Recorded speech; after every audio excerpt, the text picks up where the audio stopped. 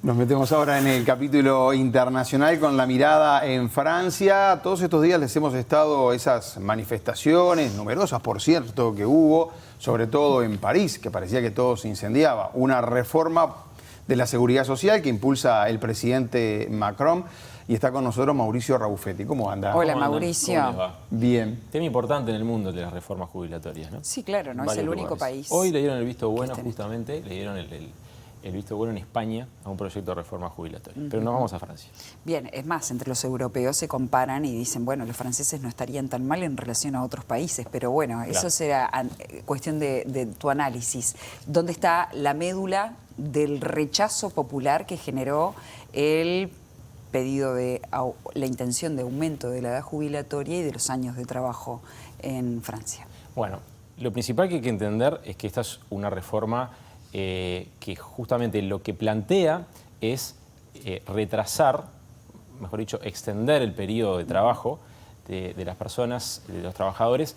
La edad jubilatoria pasaría de 62 a 64 años a partir del año 2030 y el tiempo de cotización, el tiempo de aportes pasaría a 43 años, de 42 a 43 años a partir del año 2027.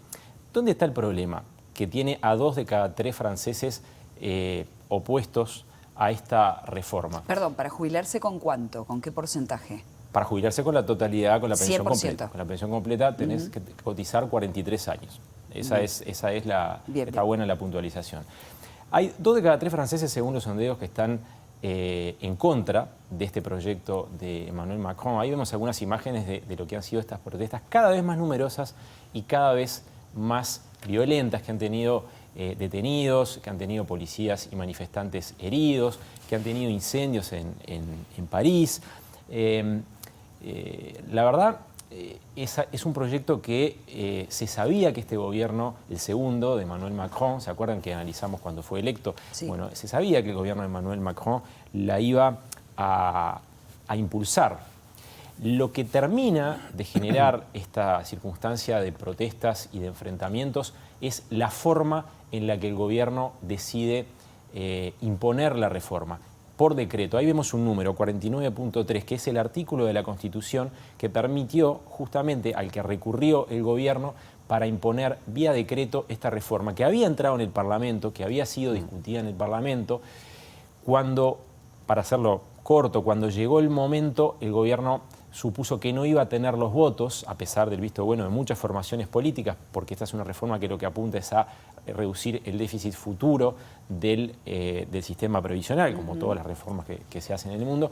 Bueno, ante la posibilidad de no tener los votos suficientes, el presidente decide apelar ese artículo al 49.3, su primera ministra lo anuncia ante el Parlamento, y ese mecanismo es el que hace que profundiza, ahí vemos a Elisabeth Borne, la primera ministra francesa, precisamente durante ese momento, durante ese anuncio.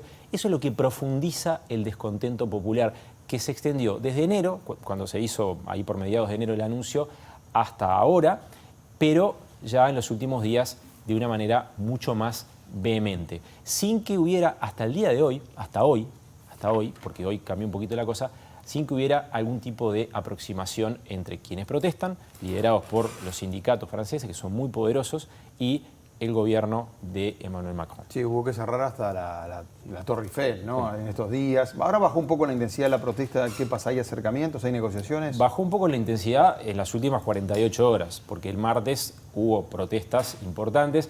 Vos decías la Torre Eiffel, pero también el Museo del Louvre estuvo cerrado porque los propios empleados del Louvre hicieron una huelga, un paro, una protesta con pancartas, una protesta que además se extendió al transporte ferroviario, que es clave en Francia, se extendió a los servicios de recolección de residuos, principalmente en París, donde hay imágenes muy fuertes, muy impactantes para quien conoce esa ciudad increíble. Ahí vemos la pirámide del Louvre famosa con protestas delante.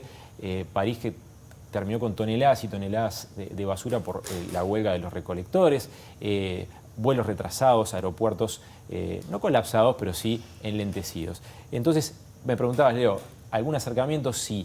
Se espera que la semana que viene los líderes sindicales, los principales líderes sindicales, se acerquen, dialoguen con la primer ministro, pero no hay una decisión explícita ni tácita del gobierno de ir para atrás. De hecho, el Consejo Constitucional, que es el que va a analizar que el texto de esta reforma no choque con la Constitución, se va a expedir a mediados de abril. Lo dijeron hoy. Esto quiere decir que la reforma puede ser perfectamente, puede pasar perfectamente, puede ocurrir. De hecho, el gobierno de alguna manera ya la da como un hecho. Veremos qué pasa en los próximos días con las protestas, si siguen adelante o no. Bien, estabas hablando recién acerca de que, bueno, la forma que elige el presidente francés es un poco la que origina esta actitud reactiva de la población. Hablabas de posibles negociaciones. ¿Están pidiendo que haya una negociación o directamente no existe ninguna otra posibilidad para Macron que hacerlo por decreto? A ver, son dos cosas diferentes. Por un lado, Macron tuvo el temor de no tener los votos suficientes en el Congreso y toma la decisión, el presidente francés, a quien vemos ahora en pantalla, en su segundo mandato, toma la decisión de imponerla ante la posibilidad de que fracase.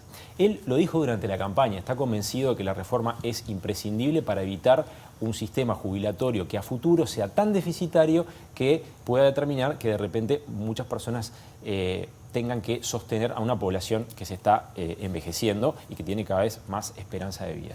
Entonces, con esa perspectiva, que la puse yo, no fue que la dijo Macron, Macron dijo: esta es una reforma imprescindible. Esa es la postura del gobierno.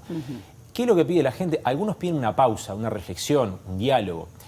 Otros quieren lisa y llanamente que la reforma caiga, porque exige que los trabajadores extiendan la cantidad de años de trabajo, porque exige un año más de aportes. Hay algunas concesiones que hizo el gobierno, principalmente en aquellas tareas, en aquellas labores que incluyen cierta peligrosidad, cierto deterioro de la salud para los trabajadores. Incluso el propio Macron proponía que la edad fuera de 65 años y la bajó un año cuando presentó la reforma. Durante la campaña hablaba de 65, después habló de 64. Bueno, en definitiva, hasta hoy no hay una señal de que el gobierno vaya a ceder. Sí, un diálogo previsto para la semana que viene, pero con los dos bandos, las dos partes fijos, estáticos en sus posiciones. ¿Y está fuerte Macron políticamente? Bueno, obviamente esto lo ha desgastado mucho, ¿no? Ya llega al segundo mandato con menos fuerza que al primero, tanto a nivel de popularidad, lógico para un presidente que había estado 5 años en el poder, como a nivel parlamentario. Obviamente ha tenido un desgaste y esta es una reforma impopular. Claro. A nadie, a ninguna población le cae bien que le digan van a tener que trabajar más tiempo, por más que te guste tu trabajo, es lógico que tenga un desgaste. ¿Qué tipo de implicancia tiene para Europa que Macron esté un poquito más débil? Exactamente. Bueno, en este momento en el que Europa es un actor fundamental, principalmente porque hay un conflicto armado que hemos analizado muchísimas veces entre Rusia y Ucrania por la invasión rusa de Ucrania, ese tándem que se forma generalmente entre Francia y Alemania hoy tiene a uno de sus integrantes un poco concentrado en la interna francesa y además con una erosión importante de su capital político. Bien, Mauricio, gracias. Muchísimas gracias.